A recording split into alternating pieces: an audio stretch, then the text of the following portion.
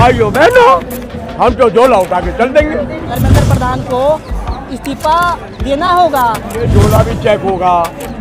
राम मंदिर का माल कहाँ गया? और वही साथ में मिलेगा मेलोडी, 5-5 मेलोडी दिया जाएगा। Thank you. तो दोस्तों इस वक्त हम जंतर मंतर पे मौजूद हैं। लगातार मोदी सरकार के अहंकार के खिलाफ मैसिव प्रोटेस्ट होता जा रहा है। सीजेपी का, कॉकरोच जनता पार्टी का आज इस प्रोटेस्ट का 23वां दिन है और हंगर स्ट्राइक का 13वां या 14वां दिन है। लगातार लोगों की भीड़ बढ़ती जा रही है। अब एक चीज़ मैं आपको दिखाना चाहता हूं। एक तरफ तो आप देख सकते हैं कि सोनम वांगचुक मंच के ऊपर लगातार कमज़ोर होते जा रहे हैं। 8 से 9 किलो वेट इनका लॉस हुआ। Sugar, BP. अभिजीत दीप के फिलहाल लोगों से मुलाकात कर रहे हैं, आप तस्वीरें देख सकते हैं।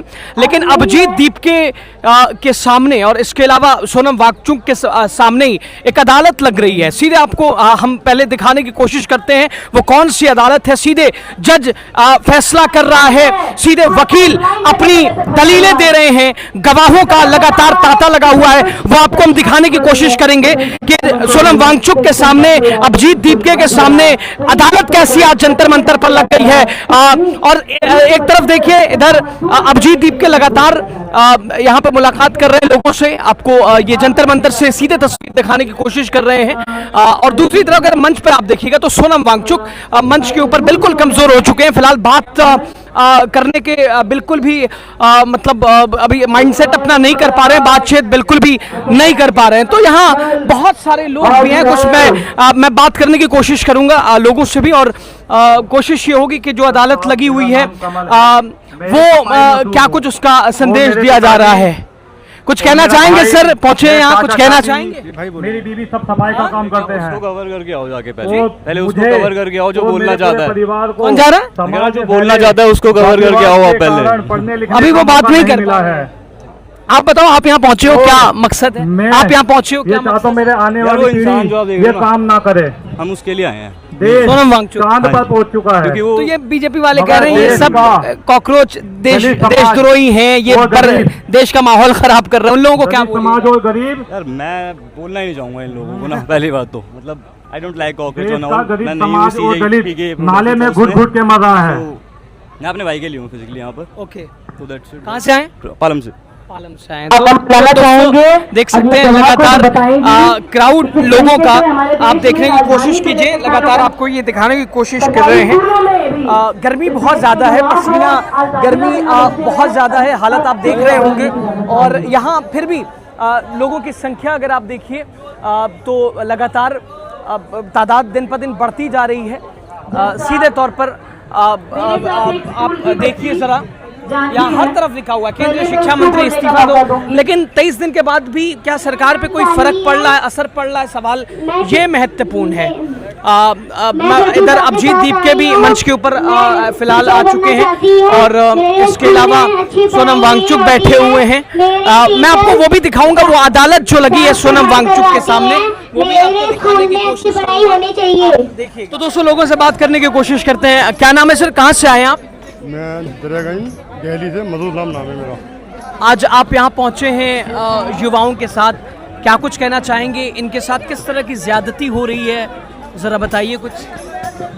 हिंदुस्तान का फ्यूचर है, जब ये बच्चों के साथ ऐसा होता है हिंदुस्तान का फ्यूचर फिर मतलब जो है बैंक पे खड़ा है, एज पे खड़ा है। किसकी? ऑप्शन की, समुंदर की एज पे खड़ा है। अगर इनका फ्यूचर डिजास्टर हो रहा है तो हमारा फ्यूचर डिजास्टर हो रहा है। ये क्रीम लोग हैं, नीट के स्टूडेंट हैं जो MBBS और BDS की तैयारी करते हैं। सबसे हाई एजुकेशन है और बड़ी एक्सपेंसिव है और इंग्लिश मीडियम की है। नोबल फैमिली से आते हैं। हर किसी के बस की बात नहीं कि जो नीट की तैयारी कर रहे हो फिर MBBS डॉक्टर बनना। और फिर ये जो बच्चे निकलते हैं फिर आगे चल के वो एम्स में बैठते हैं। कोई बाईपास सर्जरी करता है, कोई स्टंट का मतलब बड़े बड़े स्पेशलिस्ट बनते हैं। जब ये बच्चों के साथ ऐसा हो रहा है, इनकी एजुकेशन हो रही है किसकी वजह से? जो कैबिनेट के मिनिस्टर हैं जो पढ़े लिखे नहीं हैं, जो एजुकेशन मिनिस्टर है खुद क्वालिफाइड नहीं है। और हमेशा जब से ये बताया, मैं तो इतना नॉलेज नहीं है मुझे, but I heard the news के 17 students of NEET aspirant has been suicide has been perished to मतलब जो है why they are sacrificing for but the country. ये सरकार के लोग कह रहे हैं कि भाई ये कीड़े मकोड़े हैं, ये देश का माहौल ख़राब कर रहे हैं, दहशतगर्द हैं, आतंकवादी हैं, उन लोगों को क्या कहा जाए? उनका खुद का क्रिमिनल रिकॉर्ड है, वो खुद पढ़े लिखे नहीं है। हमेशा आदमी जो पढ़ा लिखा नहीं होता ना, वो ऐसी बात करता है। खुद जो क्रिमिनल रिकॉर्ड से आता है, उन पर खुद पे कितने पता नहीं केसेस होते हैं। जो आदमी जब खुद पे इतने केसेस हैं तो यही बोलेंगे पहले किसान को बनाया, किसान को बताया दहशतगर्द है। अब सबसे ज़्यादा स्टूडेंट को दहशतगर्द बता रहा है। चलो किसान तो ये था, खालिस्तान के थे वो, चलो मान सकते हैं वो ये कि एक ज़रा उनके बात ज़रा सच हो सकती है, लेकिन वो भी झूठ थी। और ये बच्चे तो हमारे फ्यूचर हैं। देख सकते हैं एक ही यहाँ पे आवाज़ आ रही है, धर्मेंद्र प्रधान इस्तीफा दो। यहाँ पे ये यूथ बैठे हुए हैं, बस कह रहे हैं धर्मेंद्र प्रधान इस्तीफा दो। लगातार आर पार की लड़ाई है, आप जरा देखने की कोशिश कीजिए।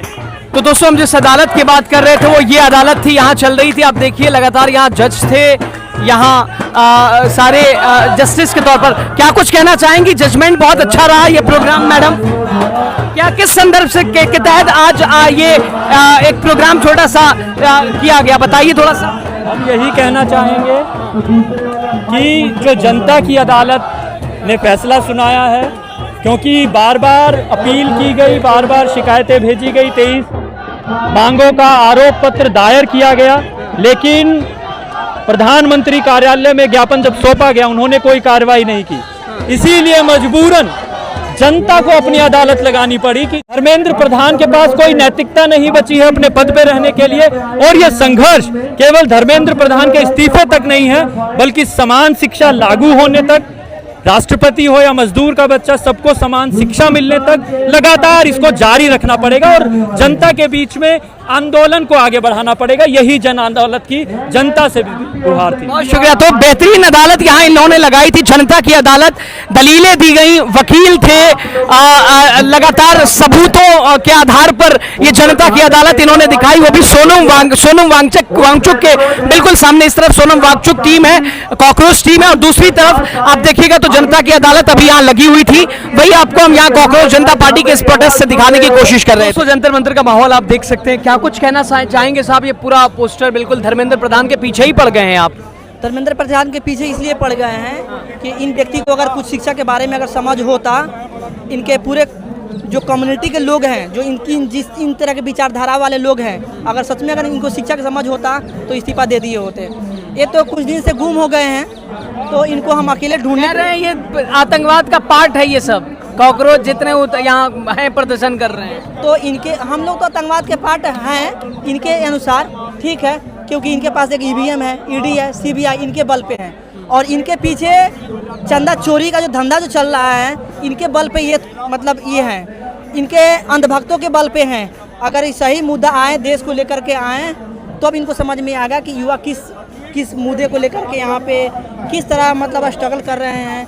असर पड़ रहा है सरकार पर। 23 दिन तो हो गए, कहाँ असर पड़ेगा? ये समुद्र की छोटी सी लहर है, असर पड़ेगा।